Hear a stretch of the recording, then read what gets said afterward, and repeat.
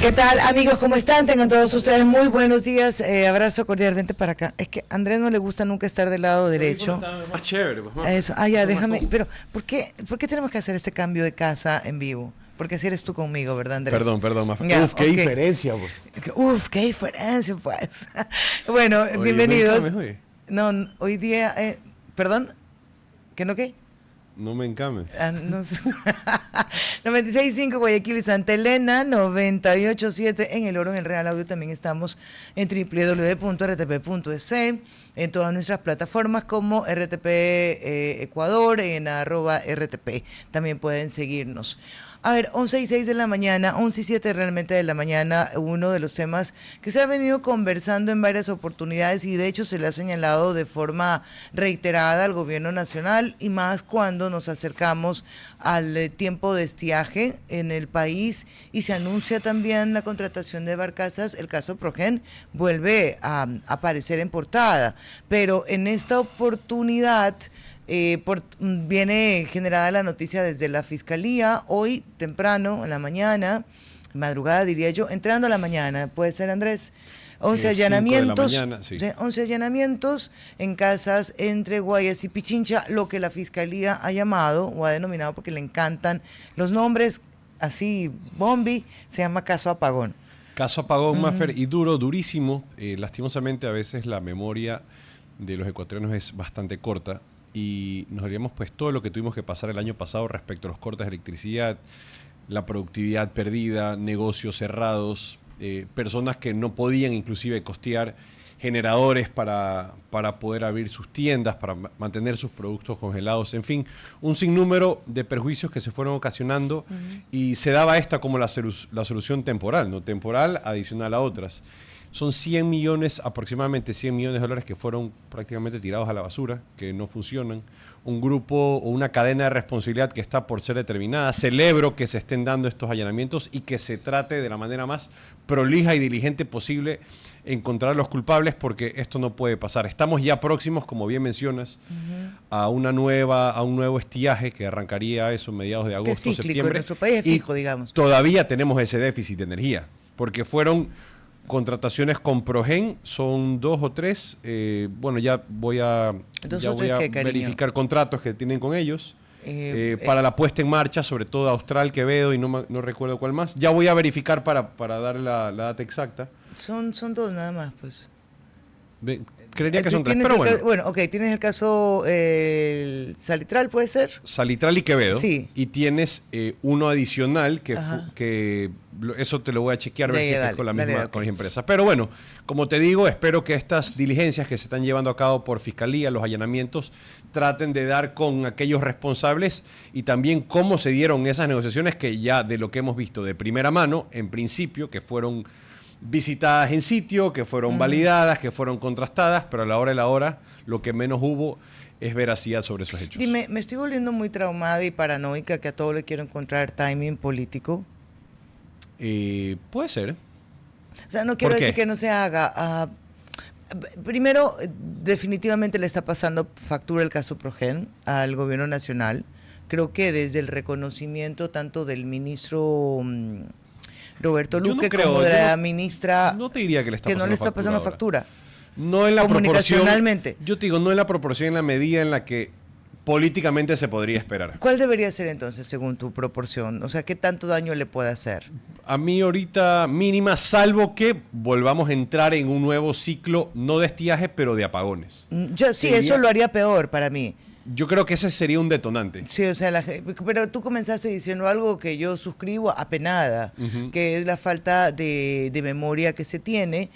Tenemos que tener las cuentas bien claras para poder reclamarle a todos los gobernantes, de todos los niveles, no exclusivamente sino a todos.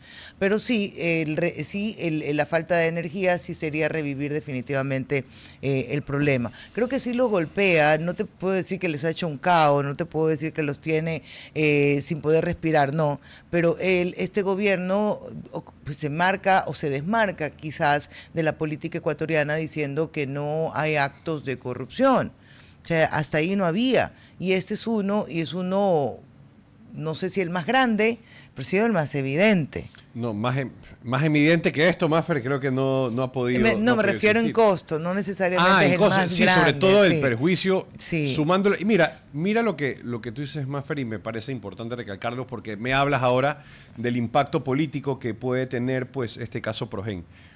Yo considero que la oposición no sabía capitalizarla, no sabía explotarla. Es que es la misma oposición, pero es que espérate, Andrés, discúlpame que me monte, pero es que esta misma oposición es a la que le ha señalado casos de sobornos, es la misma oposición a la que tienen sentenciado, ahí validarán ustedes judicialmente sí o no, por los recursos de Manabí. Entonces como que sí les resulta difícil hacer señalamientos de corrupción cuando básicamente el 80% de la campaña en contra para ellos en elecciones y en acciones son corruptos.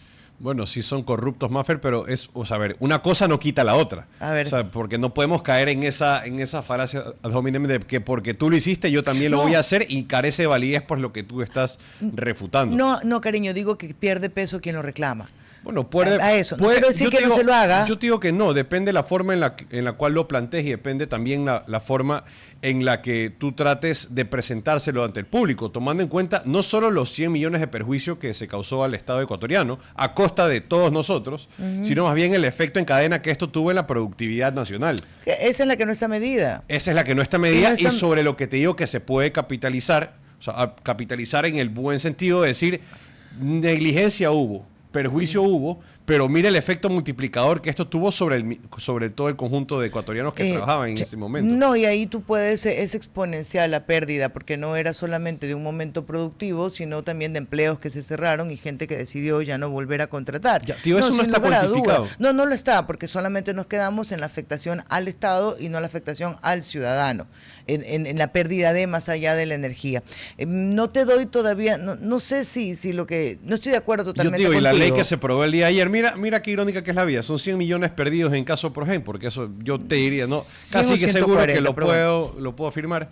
Y ya se aprobó el día de ayer el proyecto de ley de Transparencia Social, donde también vienen incluidos, Maffer, ciertas modificaciones e imposiciones tributarias. Sí, como ¿sabes? Por ejemplo, a ver, dime. Es que tenemos a la entrevistada okay. Para que hablar justamente del tema.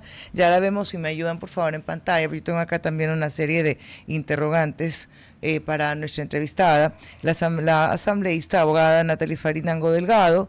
Ella es asambleísta de ADN. ¿Cómo está usted? Bienvenida. Así que vino como Aníbal Dedo. Andrés, te la dejo para que tú comiences. Bienvenida, asambleísta. Buenos días. Asambleísta, muy buenos días. ¿Cómo se encuentra? Andrés Merino la saluda. Sí, particularmente quisiera acumular todo en una misma pregunta porque hemos visto que esta semana se han dado las audiencias en la Corte Constitucional donde se han tratado pues estas impugnaciones a las normativas que han sido aprobadas. Y uno de los cuestionamientos más grandes ha sido la unidad de materia.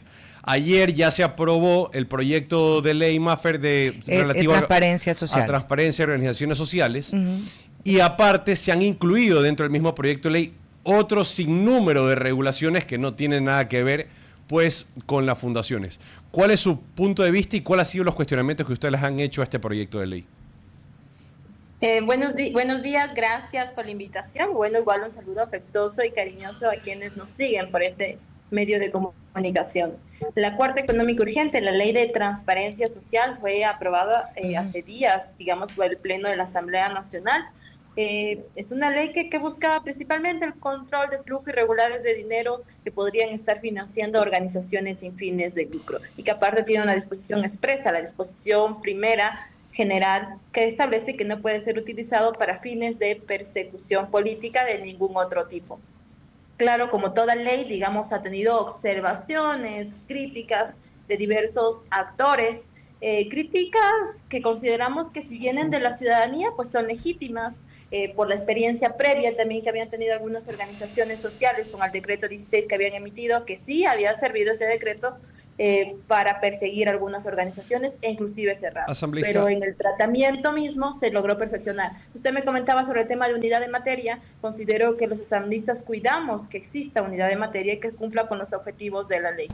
Sí, Ya. y ahí, asambleísta, solo mi pregunta refiriéndome a esto. Habla de la ley se habla sobre la ley de fundaciones, sobre el control de capitales, el ingreso pues a las diferentes ONGs. ¿Qué tiene que ver esto con respecto a la contribución que tienen que hacer las empresas sobre utilidades acumuladas y no repartidas?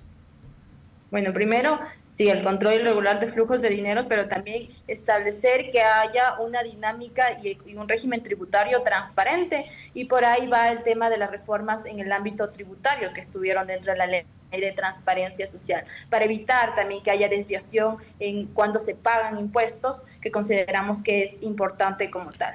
Pero eso ya tributado con 25%. Sí, es un impuesto que, como usted bien lo menciona, ya existe, como otras narrativas No, no, no, quisieron yo vender, hablo sobre el para crear impuesto un de la impuesto. distribución de De- a las utilidades acumuladas no repartidas. Eso ya tributado un 25%. Esto es un nuevo impuesto que se estaría creando en esta nueva ley. De un nuevo impuesto, usted lo mencionaba, cuando no hay repartición de los dividendos, pues va a ver esta nueva forma de recaudación. Asambleísta, a mí no me queda claro porque acá la palabra vital es transparencia. ¿Qué no es transparente en no dividir o no entregar las utilidades? ¿Dónde no está la transparencia en esa acción? Cuando usted divide o decide ya invertir los dividendos de las empresas, pues usted ya ahí va a pagar recién un tributo. Cuando usted no decide dividir y tampoco reinvertir en la empresa, pues no sabemos cómo va a generar o movilizar ese dinero. Entonces, podría estarse utilizando este mecanismo como una forma de desviar el pago de los impuestos. Y por ende, un impuesto que se le iba a cobrar, ya sea cuando divida estos temas de las utilidades de las empresas o cuando decida reinvertirlo, se va a hacer esta nueva forma de recaudación. Pues sería un Eh, cobro adelantado de un dividendo no distribuido. Y que servirá como un crédito tributario para cuando ellos decidan qué hacer con estos dividendos. Pero no significa que no sea no transparente la acción de no dividir las utilidades, ¿cierto? Significa que se pudo estar utilizando este mecanismo, como lo mencionaba, para desviar el pago de los impuestos Ujú. y que estaría perjudicando al fin y al cabo a la economía nacional, porque de los impuestos, de los tributos, pues también salen fuentes de financiamiento para garantizar los derechos de las y los ciudadanos. sí, ahí solo para ya cerrar este tema sobre el impuesto nuevo que se ha creado, asambleísta, se habla sobre una no tributación de estos impuestos no repartidos, pero siguiendo esa misma línea, yo tengo unos ingresos como empresario, tengo unos gastos y tengo una línea de utilidad, ¿no? Sobre esta línea de utilidad se graba un 25% de impuesto a la renta. Y sobre este 25% ya me queda pues el dividendo a repartir. Cuando habla de que no se ha tributado, ¿a qué se refiere específicamente? Porque ya se grabó un 25% impuesto a la renta.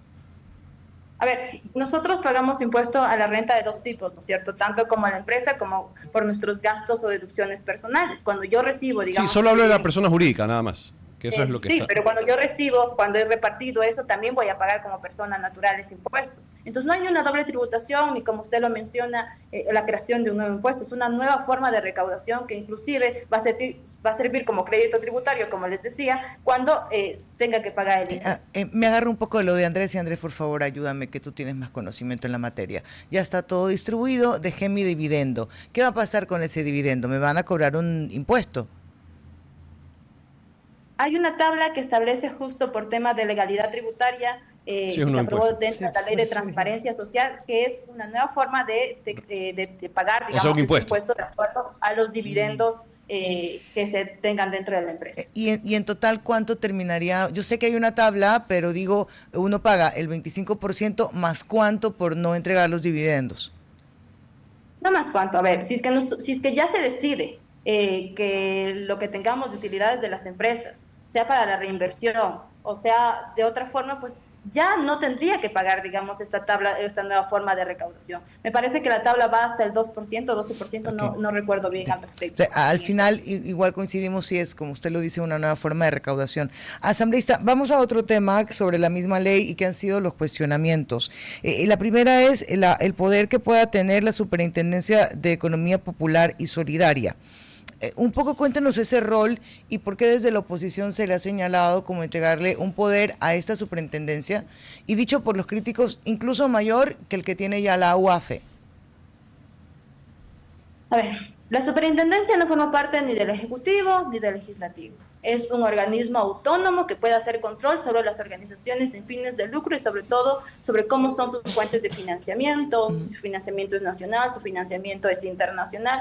Y esta ley aparte y el control que se le haga a las organizaciones sin fines de lucro responde a un enfoque basado en riesgos. Dependiendo del riesgo alto, medio, bajo, se les va a solicitar información a las organizaciones sin fines de lucro. Entonces no se les da más poder que una u otra organización, institución. Las instituciones deben trabajar de manera coordinada. Hace poco también en la comisión que presido aprobamos una ley de lavado de activos en donde superintendencias, Ministerio del Interior, UAFE, Centro de Inteligencia Estratégica tienen que trabajar de manera coordinada y todos para poder combatir el delito de lavado de activos. Las 40 recomendaciones que nos hace el Grupo de Acción Financiera Internacional y que debemos adoptar como estados, la recomendación número 8 justo dice que podrían estarse desviando fondos por organizaciones sin fines de lucro, podrían ser utilizados como vehículos para el crimen organizado, para la financiación del terrorismo. Entonces, ¿qué se está haciendo con esta normativa? Prevenir que sean utilizadas, acogiéndonos a estándares internacionales, dándole competencias a instituciones inclusive independientes, pero que sí trabajen de manera coordinada. Habían algunos actores de la sociedad, sobre todo la oposición, que decían, no, es que están criminalizando a las organizaciones sin fines de lucro, hay otros sectores que lavan más dinero. Hay otros sectores que también son regulados. La ley de lavado de activos regula cúpula militar, directores de centros de rehabilitación social, personas expuestas políticamente, gobernadores, prefectos, asambleístas y todos quienes tengan puestos de dirección. Porque creemos importante que por todas las aristas hay que combatir al crimen organizado. Sí, sin lugar a duda, asambleísta, estoy de acuerdo con usted. Tanto el crimen organizado como la evasión de impuestos. Y el flujo ilícito de capitales. Y allí viene mi siguiente pregunta, porque quiero entender cómo se daba este control ex ante, o sea, antes de la entrada en vigencia esta ley de fundaciones y ahora con la nueva entrada. ¿Cuál era el rol de la UAFE que tenía antes de la entrada en vigencia esta ley de fundaciones? Porque entiendo que tenía unas capacidades amplias para poder hacer esta regulación y control de capitales, y ahora ¿qué alternativas adicionales se le presta a la UAFE y otras entidades para hacer más estricto ese control? Bueno, la UAFE, como lo mencionaba, trabajaba con las diferentes superintendencias, entre ellos Superintendencia de Bancos, para que les emitan los informes de operaciones sospechosas, operaciones de operaciones inusuales también, y así puedan reportar e iniciar los procesos dentro de Fiscalía General del Estado. El control que tenían las organizaciones sin fines de lucro, digamos que era dentro del ministerio en donde se inscribían, que no nos permitía conocer a detenimiento de dónde provienen sus fuentes de financiamiento, sea financiamiento nacional, sea financiamiento internacional. Ahora que van a ser regulados por la superintendencia si detecta algún tema inusual, puede alertar a la UAFE para que emita el informe de operaciones sospechosas, operaciones inusuales, y esto también coordinar a Fiscalía General del Estado para que se abra el proceso correspondiente.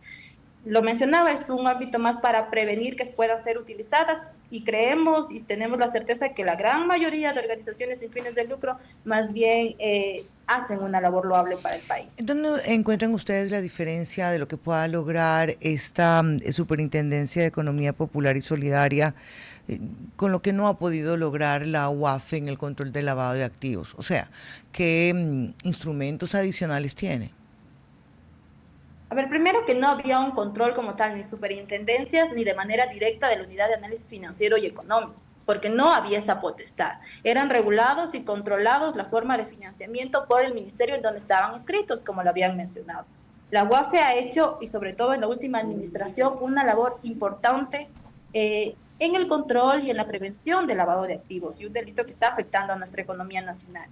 Lo mencionaba, ahora que están a ser reguladas por la Superintendencia de Economía Popular y Solidaria, pues esto va a ayudar a que coordinen así con la UAFE, para que la UAFE pueda hacer estos informes de operaciones sospechosas, operaciones inusuales, y pasarle a la Fiscalía para que inicien los procesos también de manera judicial, así como lo hace la Superintendencia de Bancos a los bancos, así como lo hacen otras superintendencias a otras actividades financieras, así como lo tienen que hacer también a darnos un seguimiento a las que somos autoridades de elección popular o personas expuestas políticamente.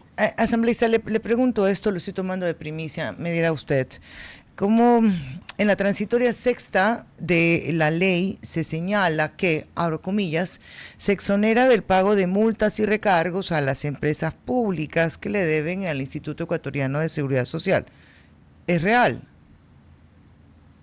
Es una disposición que consta dentro de la Ley de Transparencia Social, pero no va a perjudicar, digamos, a los insumos o ingresos que va a tener el IES. Nosotros que estamos tratando la proforma presupuestaria, pues también estamos viendo cuánto se le va a pagar al IES para su financiamiento, tanto en el sector de salud, para el pago de jubilados y para el pago de todos los afiliados que existen dentro del Instituto Ecuatoriano de Seguridad Social.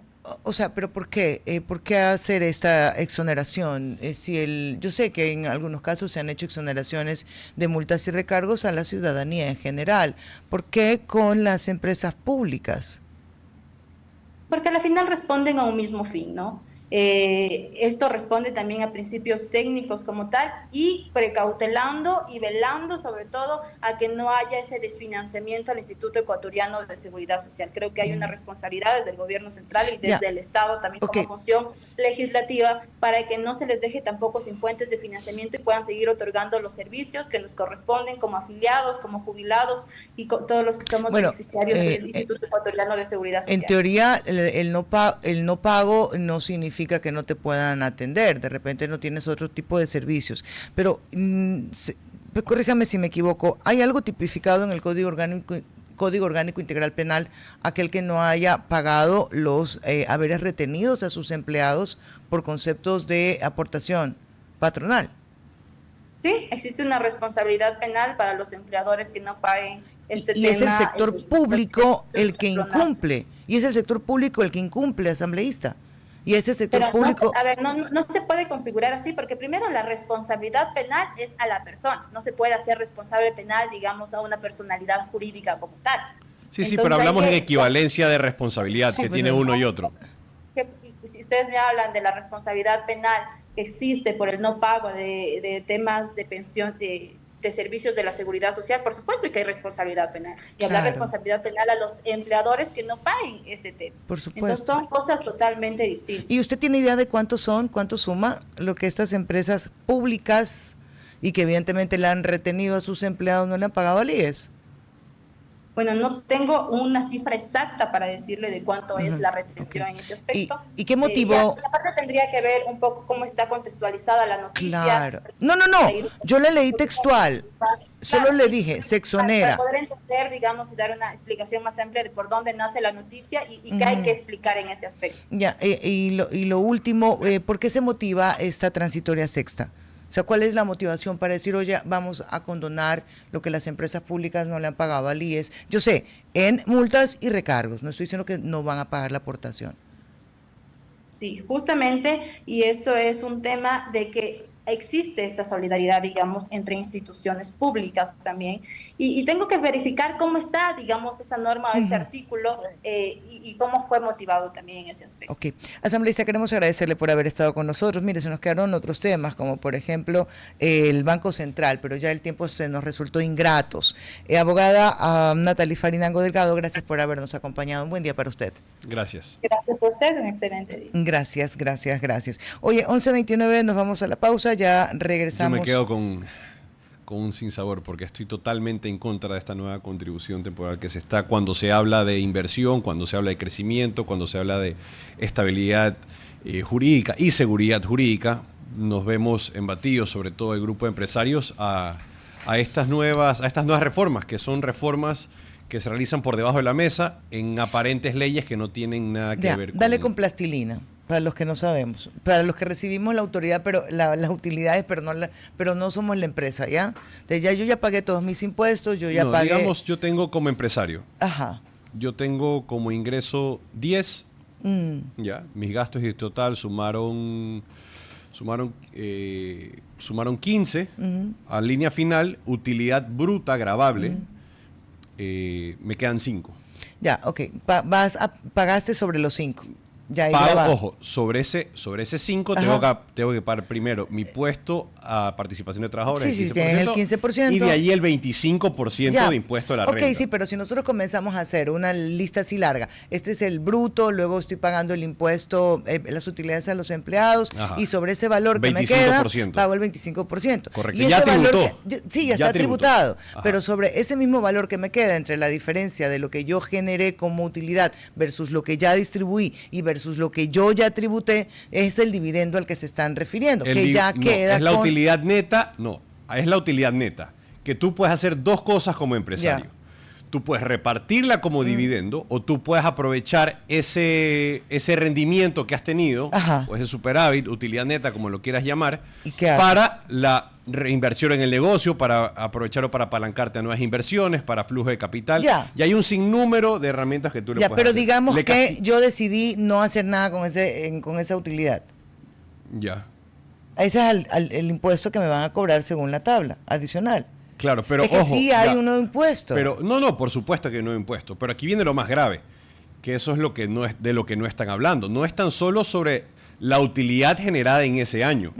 Es sobre la utilidad acumulada que has tenido hasta el 31 de julio del 2025. Entonces, si has tenido utilidades acumuladas de los años anteriores, sumado al ejercicio fiscal de 2024, No es retroactiva la ley. te la leo si quieres. Sí, no. O sea, La cara que me puso este hombre de dudas de mí. No, yo lo que digo es la ley no puede ser retroactiva, pero espérate, vamos a la pausa. Tranquilidad. ok, bueno, ya nos van a A dar. la pausa, relax, y ya vienes con la descarga. RTP 965, a la conquista del mundo digital. Presenta sus nuevas instalaciones y tecnología de vanguardia. Renovamos nuestro compromiso de seguir brindando contenido útil y de la más alta calidad. Programas de opinión con referentes de la comunicación. Noticias para contar todo lo que está pasando en todo momento. Una variedad de segmentos con lo que necesitas saber. Y asociaciones internacionales estratégicas. Todo para mantener a nuestra audiencia y seguidores siempre bien informados. Siempre en RTP. buena compañía. Estamos ya de regreso, 11:38. ¿Y tú qué piensas de la carnetización partidista? De la carnetización partidista. Sí, ya Yo no tengo nada en contra de la carnetización. Ya sabes, en los últimos Al final días... lo que tratas es cuantificar la cantidad de personas que está afiliada, que comulga y sobre todo tener un mayor control y elaborar planes de afiliación o planes para fomentar pues en lo que cree y lo que quiere hacer el partido. Yo siento que es una renovación de acercamiento con la base Sí. primero, No, la no, otra no. es la fidelización que se busca a través, porque eso son las tarjetas, así como las tarjetas que tenemos en el comisariato, es hacernos fieles a ir a comprar exclusivamente a ese lugar. Me parece interesante, pero de nada sirve, honestamente, a mi criterio muy modesto, si no se tiene claro qué es lo que se quiere. Se va a adelantar este Congreso de la Revolución Ciudadana a partir de esta carta que la firmaron dos prefectas y 3 prefectos y 2 alcaldes. Pero eso no quedó en nada, ¿no? No, sí quedó. ¿En qué? De hecho, ayer en una entrevista, Pavel Muñoz contaba a los señores de la Posta, a Anderson Boscan, que la carta sirvió, que si hubo la reunión y que se determinaron 2 acciones. La primera, que se reúna pues todo el Consejo Ampliado, y la segunda, que se cree también una especie como de comisión para que analicen lo que está pasando políticamente en el resto del mundo. En el Partido de los Trabajadores, en la Socialdemocracia. Qué palabras tan grandes, ¿no? Enormes. En el Partido Verde de Alemania, por ejemplo. Entonces, algunos de esos elementos se revisaban. Y finalmente, pues Maffer se tiene bastante claro lo que está ocurriendo. Te digo, no necesitamos apelar a ver lo que está ocurriendo en otros países, ni en el Partido Socialista Obrero Español, ni en comisiones obreras, ni otros sindicatos, porque aquí la crisis que está atravesando la revolución ciudadana con sus diferentes cuadros, que dista mucho pues de decir que está próxima a desaparecer, ni otras palabras o adjetivos que he escuchado, pero te diría que hay una desconexión completa entre los mandos, los primeros mandos, la línea principal. Tienes un nivel de control férreo por parte de una persona que no se encuentra en el país y da directrices que bien o mal pues no guardan tampoco cercanía con la realidad del país, ni siquiera con sus bases, ¿no? Y tienes discusiones absurdas que no resuelven los problemas de los ecuatorianos. Y sabes que el día martes que estábamos conversando contigo con Juan Sebastián, hablábamos sobre esta postura de la Revolución Ciudadana, de sus líderes, de algunos, sobre Nicolás Maduro. Y cómo contrastaba el hecho de que en el principio la respuesta era casi que de cajón, así, de tarjetita. Si les preguntan sobre Venezuela, ustedes tienen que decir, más importante es hablar del Ecuador.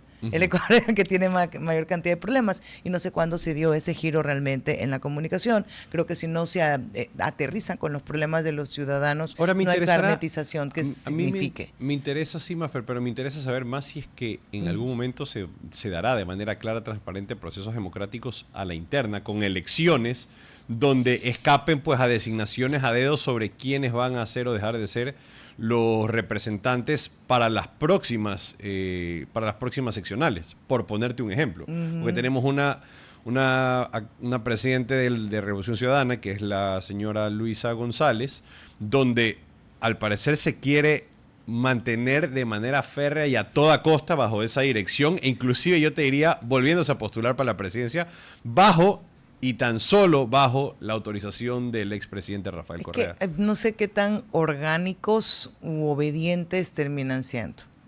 Sí, porque, oye, al final del día no es solamente lo que diga el jefe de la organización política, sino lo que la gente va recibiendo en las calles y la oportunidad también de otros de cambiar. Porque lo de Arauz fue rápido, no serviste a Dio, o sea, te cambiaste, porque en lo otro no. ¿Será que le ve más posibilidades? Bueno, cierto es que la señora González, pero todo también depende de la coyuntura, logra romper el techo del que siempre se había hablado. Oye, no hablemos tú y yo más del análisis, vámonos con alguien que sabe de qué es lo que está pasando en las redes sociales, la lectura que se tiene. Alondra Enríquez, ¿cómo está? La vemos muy bien, bienvenida, buenos días. Qué gusto para mí, un placer volver a compartir con toda su audiencia y con todos ustedes. Gracias por conversar con nosotros. Yo me quedé dando vueltas en la cabeza con una conversación que teníamos con Juan Sebastián Iturralde, con Andrés Merino. Y la palabra de despegue para esta comunicación es la percepción y las redes sociales. Se percibe diferente en las redes sociales que, por ejemplo, en un canal tradicional de noticias, ¿lo percibe diferente la gente? Por supuesto, hoy, gracias a la digitalidad, lo que tenemos es que las noticias suceden minuto a minuto, segundo a segundo. Eso marca una tendencia diferencial en cómo se acoge y cómo se recepta principalmente las noticias. Recordemos que la dinámica de la comunicación hace 15 años estaba transversalizada, por ejemplo, en los temas noticiosos, a partir de estos espacios televisivos, donde teníamos un programa matinal, uno de media tarde y uno en la noche, donde de alguna forma las noticias tenían como horarios, ¿no? Uno esperaba para saber qué sucedía en el país, qué sucedía en el mundo, a los noticieros en esas franjas horarias. Hoy tenemos que mientras estamos conversando precisamente entre nosotros, se siguen generando millones y millones de noticias, no solo de Ecuador, sino de América Latina y el mundo. Todo se puede convertir en una noticia de manera inmediata y eso genera además que la percepción sea muy volátil. Ahora, es decir, puede ser cambiante y muy inmediata, ¿no? Alondra, ¿consideras que la percepción varía de acuerdo a la plataforma? A lo mejor estoy equivocada. Siento que en X la gente es como más seria, más conocedora de los temas, o finge serlo, porque se ponen títulos. Creo que en TikTok la gente está más relax, así más otra predisposición, y en Facebook. Y depende de la plataforma para que la percepción sea distinta. De una misma noticia, ojo. Sí, más allá de que la percepción es donde la audiencia busca estos espacios para poder no solo entretenerse, sino también informarse. Uno de los grandes mitos que se ha logrado de alguna forma desquebrajar en estos últimos 6 años es que la gente no se informa, que la gente está en un espacio rotundo de ignorancia. Muchos incluso han llegado a extremos de mencionar que esto del concepto de sociedad líquida vacía la capacidad de analizar de los usuarios, pero hemos visto que electoralmente y en procesos de decisión inmediata, la ciudadanía a través del activismo digital tiene mucho criterio a la hora de tomar una decisión o de exigir también una reivindicación en algún derecho que siente vulnerado. Por ejemplo, un caso muy reciente fue la exigencia de la ciudadanía con el caso de los niños de las Malvinas, donde se pidió precisamente celeridad y transparencia en cómo se manejó ese lamentable caso en el mes de diciembre. Otro más reciente es el tema del sistema de salud, aquellos cuestionamientos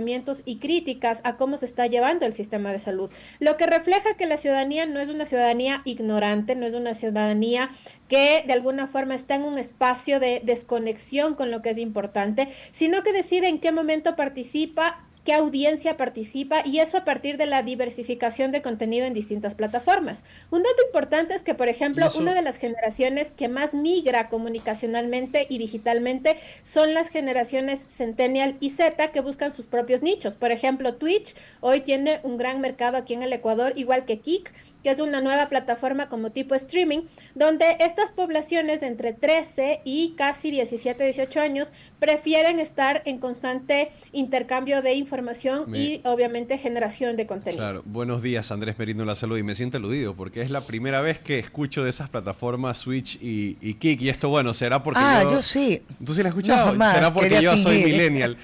Y me parece importante lo que remarca ahora, dado que en su momento, como bien decía, teníamos un protocolo, una forma de ver las noticias con estos diferentes horarios. Ahora esa inmediatez, esa prontitud a la hora de recibirlas, ¿cómo han medido ustedes ese cambio que ha tenido, esa percepción que tiene la ciudadanía, no tan solo el esperar, sino ya ser más proactivo a la hora de buscar esas noticias que le afectan o que forman parte de su entorno?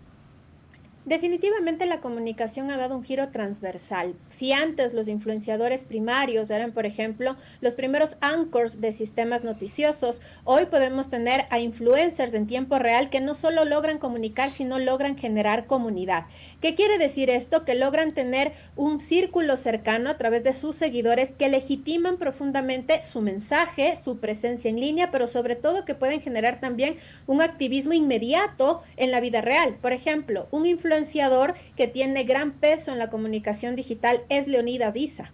Y Leonidas Issa es un actor de base popular con un proceso político, digamos, un poco más tradicional, pero que logró conectar muy bien en las elecciones 2025 con un público objetivo, y que a partir de esa conexión, las noticias que se generan desde el movimiento indígena no necesitan, por ejemplo, la palestra de los espacios televisivos o los periódicos. Han logrado consolidar, por ejemplo, su propia incidencia comunicacional desde sus organizaciones. Recuerden ustedes el fenómeno de octubre del 2019 y el fenómeno de julio del 2022. Todos estábamos casi 6 días en encierro por las movilizaciones de julio del 2022, y el único espacio donde nos informábamos en tiempo real era precisamente las cuentas de la CONAIE y de Pachacutic. ¿Cuántas visualizaciones durante la movilización de julio del 2022 tenían esas cuentas? Por encima de los 8 millones. Es decir, todo lo que se transmitía ahí sopesaba de manera inmediata al noticiero de las 7 de la noche, donde más tarde se podían dar en la noticia. Sí, y ahí yo quiero abrir un paréntesis, sobre todo refiriéndome a las épocas de campaña. Ahora que hace alocución a lo que ocurría en esos momentos con el levantamiento indígena, caso Herbas. Fue pues un boom mediático porque empezó a utilizar o puso sobre la mesa, pateó el tablero con el TikTok, con el Instagram, entre otras herramientas. Hoy en día, ¿cuál es la profundidad que tienen estas diferentes herramientas digitales para poder marcar una campaña u otra? Y si es verdad que esto ya ha empezado a desplazar o ya tiene un porcentaje muy representativo respecto a los métodos tradicionales de hacer campañas políticas. Esto es una pregunta muy importante, primero porque me encantaría compartir con la audiencia que el impacto que tuvo TikTok no fue precisamente el impacto político, ¿no? No fue precisamente en las elecciones 2021, sino durante la pandemia desde marzo hasta agosto del 2020. TikTok fue la plataforma donde la gente más informaba, porque además cuando empieza a abrirse este campo de los streamers, lo que pasaba es que no había filtro en informar, y de hecho a través de TikTok, por ejemplo, se veía la falta de control en el manejo de los cuerpos en hospitales, la ausencia de control en los cementerios de quienes lastimosamente estaban falleciendo con el COVID. También se informaba sobre innumerables fake news del efecto que podía o no podía tener el COVID. Entonces fue la red social de mayor crecimiento. Pasó de tener 3 millones de usuarios a casi 8 millones solo de marzo a agosto del 2020. Entonces la pandemia, además del encierro y por el formato que TikTok en ese entonces presentaba, que era este formato un poco más de trendings, bailes y otro tipo de características de contenido, le permitió crecer y tener esta versatilidad informativa, política y sobre todo inmediata en información. Alondra, ¿A quién, para aprovecharte un poquito que ya se nos va el tiempo, un poquito más, Alondra, ¿a quién le sugerirías que quizás cambie un poco la comunicación en redes porque ya no pega, porque ya no gusta? Ya es cansino. Ya, la misma historia, cariño, ya no me impresionas. A ver, lo que nosotros hemos visto es que hoy hay múltiples plataformas que permiten sobre todo generar comunicación de forma directa, pero una comunicación de causas. Mucho se banaliza esto del trending, por ejemplo. Los políticos son los primeros, y ahí voy respondiendo también la parte 2 de la pregunta que quedó en el aire, y es que son los primeros muchas de las veces en prestarse una ridiculización a partir de generar un posicionamiento. Porque uno de los grandes mitos del marketing digital es que ninguna publicidad es mala, ¿no? Siempre y cuando tengas visualizaciones, estés viralizado, va a haber un efecto para ir positivo, al menos de reconocimiento. Y es mucho más rápido el reconocimiento a partir de este tipo de estrategias no muy óptimas que con el tema tradicional de la política, ¿no? Este puerta a puerta, el recorrido en territorio, tal vez ir a las radios locales. Un TikTok viral puede darte un alcance no solo en tu territorio, sino a nivel nacional, como por ejemplo fue el caso de la famosa frase de Yacu Pérez en el debate del 2023 de saca tus 2 legionarios, vamos y nos tomamos un misquitullito, que le logró obviamente no solo una exposición nacional, sino incluso internacional. Ahora, dentro de la comunicación actual, por ejemplo, hay que rescatar la forma en cómo actores como Pavel Muñoz, Paola Pavón, Marcela Guiniaga han usado la herramienta de TikTok para informar. Y cada uno tiene muy clara la estrategia comunicacional. Si uno va a la cuenta de Paola Pavón, ella informa desde su gestión vinculado a temas de género, principalmente protección de mujeres.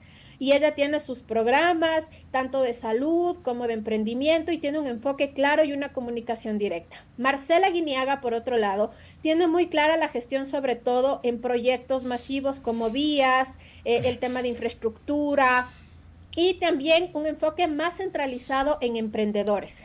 Pavel Muñoz tiene una campaña, en cambio, que se llama... Y el presidente, obras, por ¿no? ejemplo. Y en el caso de Daniel Noboa, él tiene una manera muy rápida de comunicar, lo que le ha dificultado en estos últimos meses, sobre todo conectar con las audiencias más grandes.